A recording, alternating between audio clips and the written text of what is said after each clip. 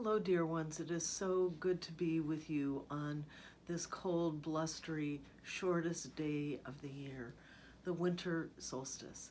And I begin by reading this well-known poem, The Shortest Day by Susan Cooper.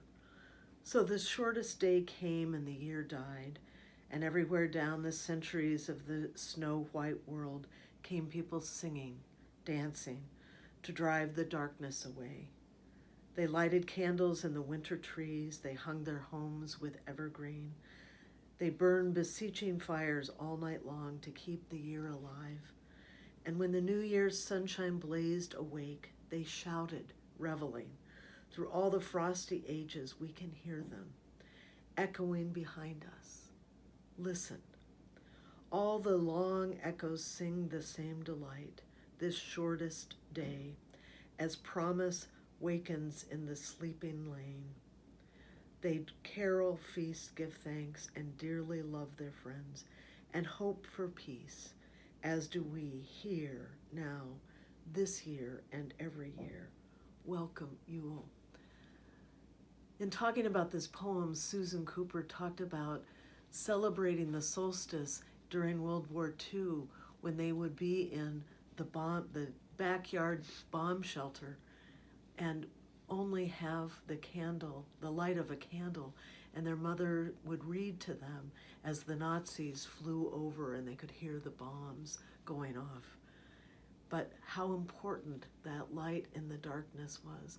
But on this solstice, given the year that we've had during this pandemic, I invite you to ritualize the welcoming of the dark and then the light.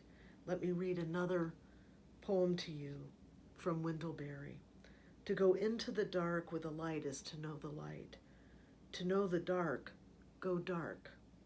Go without sight and find that the dark too blossoms and sings, and that it's traveled by dark feet and dark wings. So tonight, when the darkness comes as early as it will, find time to go and bring and welcome the darkness.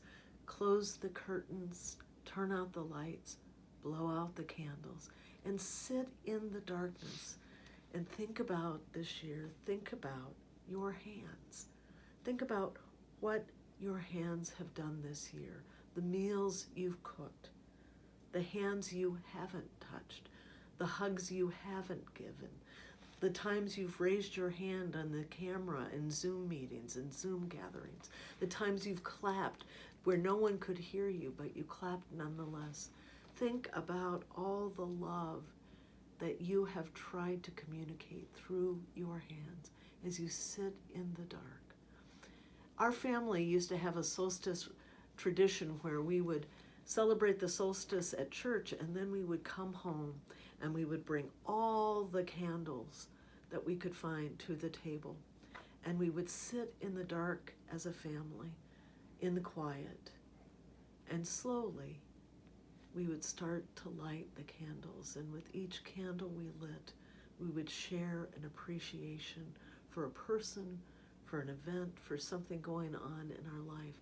And it was that appreciation that welcomed the light back in. So, my friends, welcome the dark, sit in the dark tonight, and then ritually welcome the light, because the light is coming and there is promise for our future. Thanks so much for being with me today.